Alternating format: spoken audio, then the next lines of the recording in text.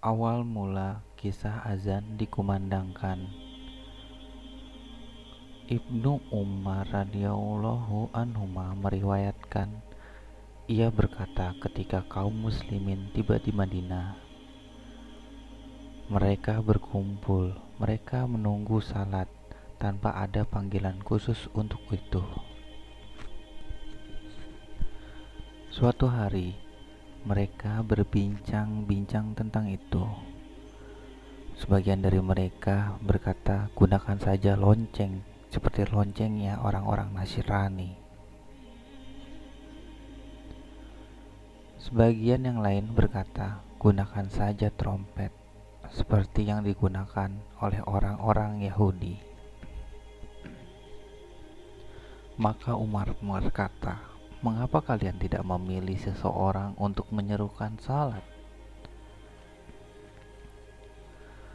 Maka Nabi Shallallahu Alaihi Wasallam mengatakan, wahai Bilal, berdirilah dan serukan panggilan sholat. Awal mula azan mempunyai kisah menarik hati untuk mengingatnya.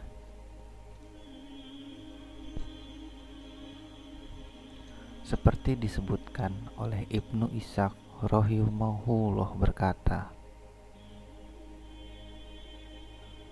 ketika Rasulullah Shallallahu Alaihi Wasallam telah menetap di Madinah,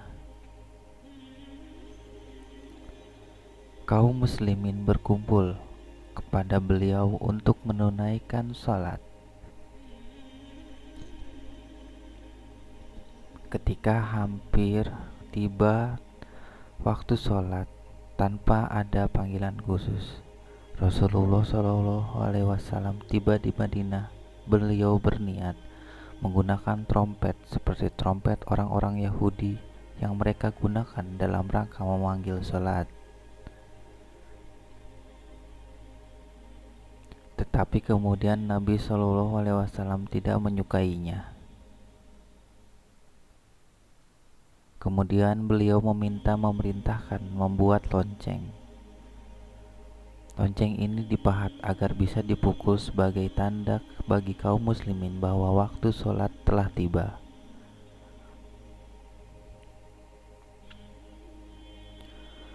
Ketika itu akan dilakukan dan belum sempat dipakai lonceng itu, baru mau dibuat, tiba-tiba saja Abdullah bin Zaid bin Salabah bin Abdur Rabi, salah satu sahabat dari Ansar dari Bani Al-Haris bin Al-Hazar,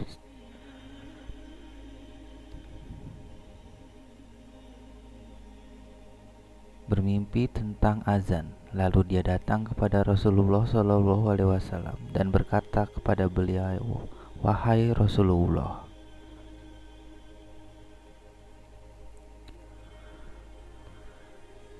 tadi malam dalam mimpi seseorang mengelilingiku, seseorang laki-laki melewatiku.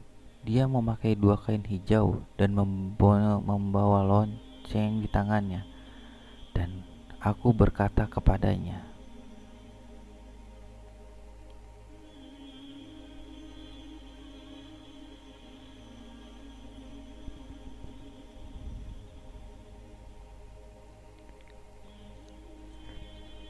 wahai hamba Allah, apakah engkau mau menjual lonceng ini untukku? Dia bertanya, apa yang akan engkau lakukan dengannya? Maka aku berkata, kami menggunakannya untuk memanggil sholat.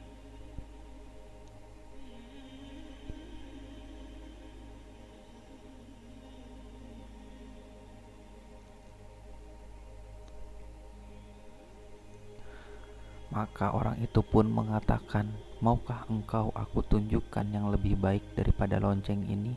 Aku bertanya apa itu? Lalu orang itu mengajarkan kepadaku Rasulullah kalimat,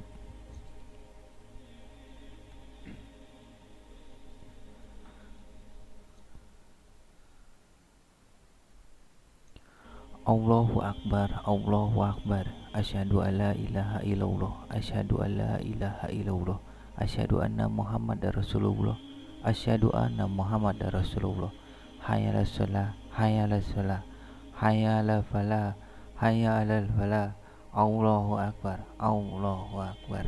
La ilaha illallah.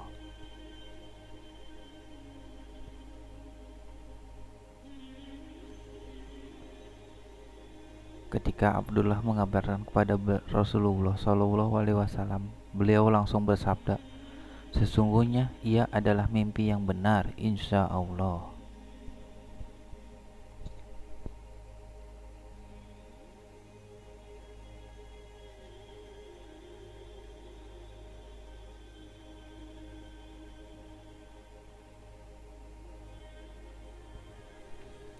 Berdirilah pada Bilal dan diajarkan dia lafaz azan itu agar dia yang azan, karena Bilal lebih nyaring dan lebih bagus suaranya darimu.